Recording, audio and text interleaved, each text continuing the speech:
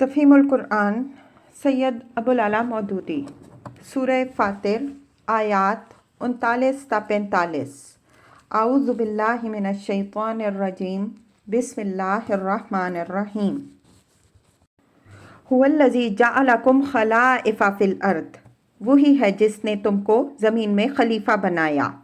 تفسیر: اس کے دو مطلب ہو سکتے ہیں، ایک یہ کہ اس نے پچھلی نسلوں اور قوموں کے گزر جانے کے بعد اب تم کو ان کی جگہ اپنی زمین میں بسایا ہے، اور دوسرا یہ کہ اس نے تمہیں زمین میں تصرف کے جو اختیارات دیے ہیں وہ اس حیثیت سے نہیں ہیں کہ تم ان چیزوں کے مالک ہو، بلکہ اس حیثیت سے ہیں کہ تم اصل مالک کے خلیفہ ہو۔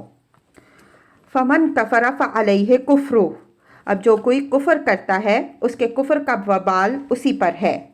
تفسیر: اگر پہلے فقرے کا مطلب یہ لیا جائے کہ تم کو پچھلی قوموں کا جانشین بنایا گیا ہے، تو اس فقرے کے معنی یہ ہوں گے کہ جس نے گزشتہ قوموں کے انجام سے کوئی سبق نہ لیا اور وہی کفر کا رویہ اختیار کیا جس کی بدولت وہ قومیں تباہ ہو چکی ہیں، وہ اپنی اس حماقت کا نتیجہ بد دیکھ کر رہے گا۔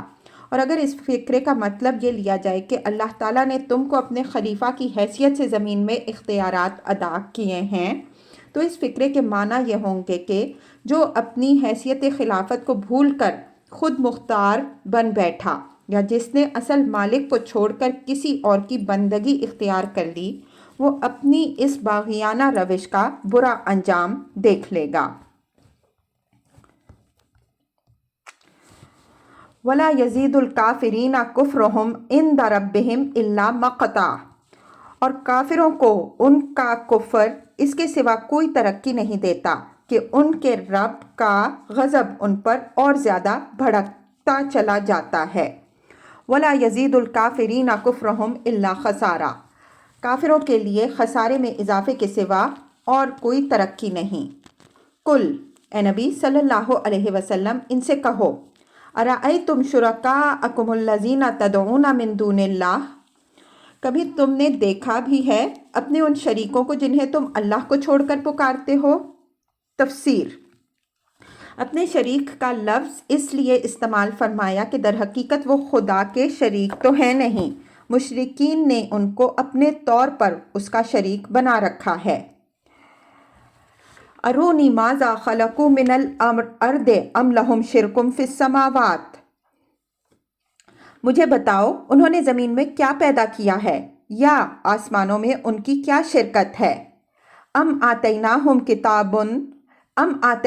کتابا فہم علی بینۃ منہ، اگر یہ نہیں بتا سکتے تو ان سے پوچھو کیا ہم نے انہیں کوئی تحریر لکھ کر دی ہے جس کی بنا پر یہ اپنے اس شرک کے لیے کوئی صاف سند رکھتے ہوں۔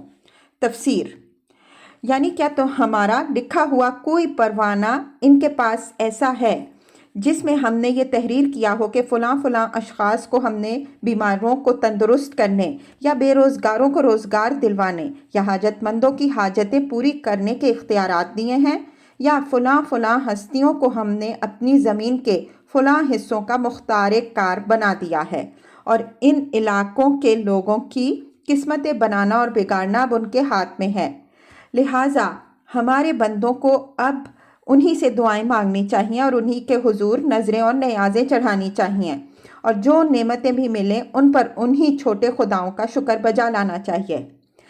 ایسی کوئی سند اگر تمہارے پاس ہے تو لاؤ اسے پیش کرو، اور اگر نہیں ہے تو خود ہی سوچو کہ یہ مشرکانہ عقائد اور اعمال تم نے کس بنیاد پر ایجاد کر لیے ہیں۔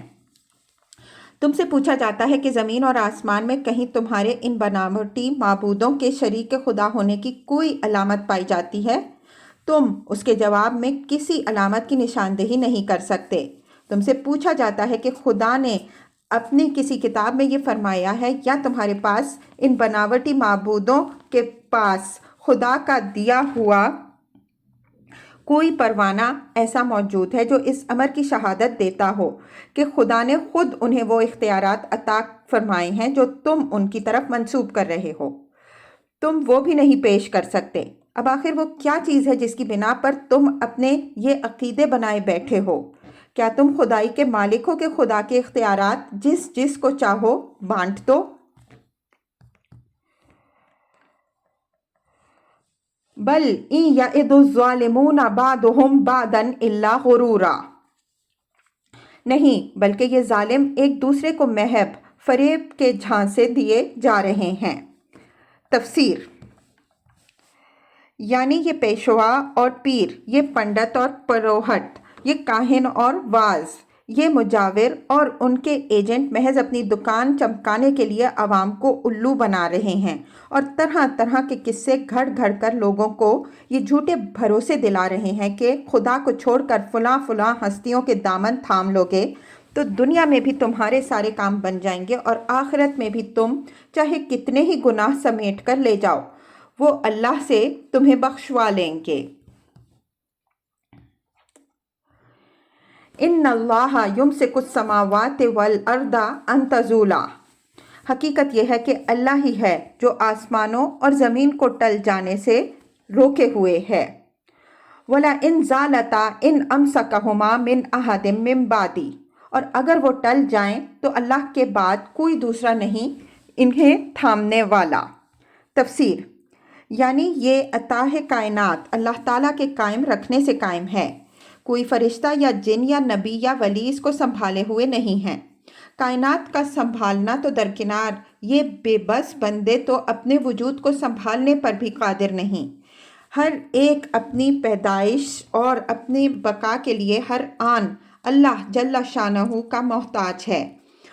ان میں سے کسی کے متعلق یہ سمجھنا کہ خدائی کی صفات اور اختیارات میں اس کا کوئی حصہ ہے، خالص حماقت اور فریب خوردگی کے سوا اور کیا ہو سکتا ہے۔ اِنَّهُ كَانَ حَلِيمًا غَفُورًا، بے شک اللہ بڑا حلیم اور درگزر فرمانے والا ہے۔ تفسیر: یعنی یہ سراسر اللہ کا حلم ہے اور اس کی چشم پوشی کہ اتنی بڑی گستاخیاں اس کی جناب میں کی جا رہی ہیں اور پھر بھی وہ سزا دینے میں جلدی نہیں کر رہا۔ وَأَقْسَمُوا بِاللَّهِ جَهْدَ أَيْمَانِهِمْ لَئِنْ جَاءَهُمْ نَذِيرٌ لَيَكُونَنَّ أَهْدَىٰ مِنْ إِحْدَى الْأُمَمِ، یہ لوگ کڑی کڑی قسمیں کھا کر کہا کرتے تھے کہ اگر کوئی خبردار کرنے والا ان کے ہاں آ گیا ہوتا تو یہ دنیا کی ہر دوسری قوم سے بڑھ کر راست رو ہوتے۔ تفسیر: یہ بات نبی صلی اللہ علیہ وسلم کی بعثت سے پہلے عرب کے لوگ عموماً اور قریش کے لوگ خصوصاً یہود و نصارہ کی بگڑی ہوئی اخلاقی حالت کو دیکھ کر کہا کرتے تھے۔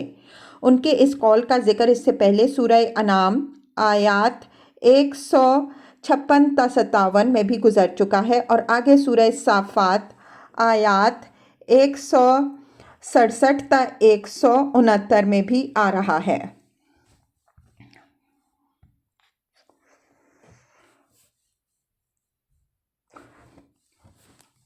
فَلَمَّا جَاءَهُمْ نَذِيرٌ مَّا زَادَهُمْ إِلَّا نُفُورًا، مگر جب خبردار کرنے والا ان کے پاس آ گیا تو اس کی آمد نے ان کے اندر حق سے فرار کے سوا کسی چیز میں اضافہ نہ کیا۔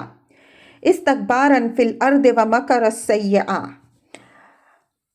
یہ زمین میں اور زیادہ استکبار کرنے لگے اور بری بری چالیں چلنے لگے۔ وَلَا يَحِيقُ مَكْرُ السَّيِّئُ إِلَّا بِأَهْلِهِ، حالانکہ بری چالیں اپنے چلنے والے ہی کو لے بیٹھتی ہیں۔ فَهَلْ يَنظُرُونَ إِلَّا سُنَّتَ الْأَوَّلِينَ، اب کیا یہ لوگ اس کا انتظار کر رہے ہیں کہ پچھلی قوموں کے ساتھ جو ہوا وہ ان کے ساتھ بھی برتا جائے۔ تفسیر: یعنی اللہ کا یہ قانون ان پر بھی جاری ہو جائے کہ جو قوم اپنے نبی کو جھٹلاتی ہے وہ تباہ کر کے رکھ دی جاتی ہے۔ فَلَن تَجِدَ لِسُنَّتِ اللَّهِ تَبْدِيلًا، یہی بات ہے تو تم اللہ کے طریقے میں ہرگز کوئی تبدیلی نہ پاؤ گے۔ وَلَن تَجِدَ لِسُنَّتِ اللَّهِ تَحْوِيلًا، اور تم کبھی نہ دیکھو گے کہ اللہ کی سنت کو اس کے مقررہ راستے سے کوئی طاقت پھیر سکتی ہے۔ اولم یسیروا فی الارض فینظروا کیف کان عاقبۃ الذین من قبلہم وکانوا اشد منہم قوۃ، کیا یہ لوگ زمین میں کبھی چلے پھرے نہیں کہ انہیں ان لوگوں کا انجام نظر آتا جو ان سے پہلے گزر چکے ہیں اور ان سے بہت زیادہ طاقتور تھے۔ وَمَا كَانَ اللَّهُ لِيُعْجِزَهُ مِنْ شَيْءٍ فِي السَّمَاوَاتِ وَلَا فِي الْأَرْضِ۔ اللہ کو کوئی چیز عاجز کرنے والی نہیں، نہ آسمانوں میں اور نہ زمین میں۔ إِنَّهُ كَانَ عَلِيمًا قَدِيرًا، وہ سب کچھ جانتا اور ہر چیز پر قدرت رکھتا ہے۔ وَلَوْ يُؤَاخِذُ اللَّهُ النَّاسَ بِمَا كَسَبُوا مَا تَرَكَ عَلَى ظَهْرِهَا مِن دَابَّةٍ، اگر کہیں وہ لوگوں کو ان کے کرتوتوں پر پکڑتا تو زمین پر کسی متنفس کو جیتا نہ چھوڑتا۔ وَلَٰكِن يُؤَخِّرُهُمْ إِلَىٰ أَجَلٍ مُّسَمًّى، مگر وہ انہیں ایک مقررہ وقت تک کے لیے مہلت دے رہا ہے۔